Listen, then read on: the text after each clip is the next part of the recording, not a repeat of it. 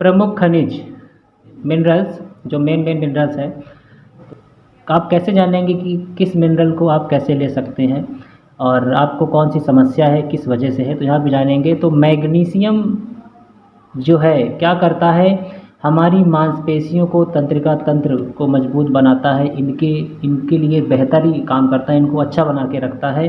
तो जिस व्यक्ति के शरीर में मैग्नीशियम की कमी हो जाएगी, यानी उसकी मांसपेशियों में और तंत्रिका तंत्र में दिक्कत आ जाएगी। तो अगर किसी को मांसपेशी में और तंत्रिका तंत्र में, तंत्रिका तंत्र का मतलब है जो हमको संवेदना महसूस करवाता है, हमारे पूरे बॉडी में जो है एक नेटवर्क फैला हुआ है जो हमको दर्द, चुभन, एहसास ये सब करवाता है, वही तंत्रिका तंत्र है।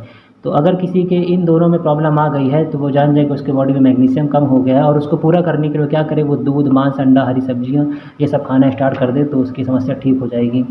सोडियम, सोडियम क्या करता है, पाचन में सहायक है, खाना पचाने में, उत्सर्जन यानी हमारे शरीर से जो मलमूत्र बाहर निकलता है उसको बाहर निकालने में, तंत्रिका तंत्र को सही बना करके रखता है। तो सोडियम जो है NaCl नमक का सूत्र होता है, तो उसमें से नमक से हमको Na मिल जाएगा, तो नमक खाने से ये आपके सारे सिस्टम सही रहेंगे। पर्याप्त मात्रा में लेकिन खाना है, एक्स्ट्रा नहीं खाना है।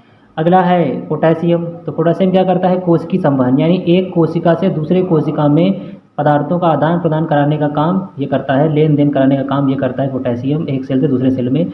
और जो भी जैविक क्रियाएं हमारे बॉडी के अंदर, जो भी बायोलॉजिकल एक्टिविटी चल रही हैं, हार्ट की, लीवर की, किडनी की, इन सबको सुचारू रूप से ढंग से चलाने का काम भी यही करता है। तो जिसको इनसे रिलेटेड कोई प्रॉब्लम है तो वो दूध, मांस और अंडा खाना स्टार्ट कर दे तो उसके शरीर में पोटेशियम की मात्रा बढ़ जाएगी।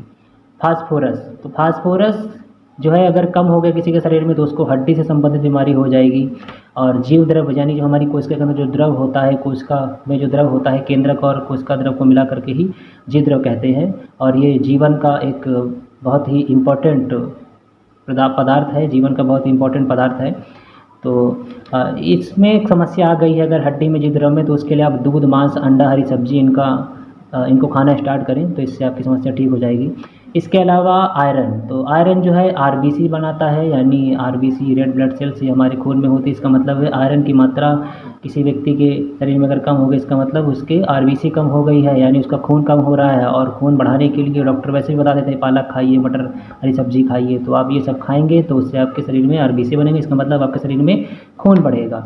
वहीं पर आयोडीन, तो आयोडीन जो है थायराइड ग्रंथि को मेंटेन करने का काम करता है। थायराइड ग्रंथि जो होती है गले में होती है, आयोडीन की कमी की वजह से घेंगा रोग हो जाता है, जो गले में फूल आता है, सूजन हो जाती है। तो इसको, थायराइड ग्रंथि को सही रखने के लिए आयोडीन होनी चाहिए। और आयोडीन आपको नमक से तो जानते ही लोग मिलती है, लेकिन इसके अलावा मांस से और मछली से भी मिलता है। तो नमक से तो मिलेगा ही आयोडीन, लेकिन मांस और मछली से भी मिलेगा। इसके कैल्शियम, तो कैल्शियम जो है हड्डी और दांतों के लिए बहुत ही अच्छा होता है, मजबूत करता है हड्डी और दांत को। तो अगर किसी के हड्डी और दांत कमज़ोर हो गए तो वो दूध, मांस, अंडा और पपीता खाए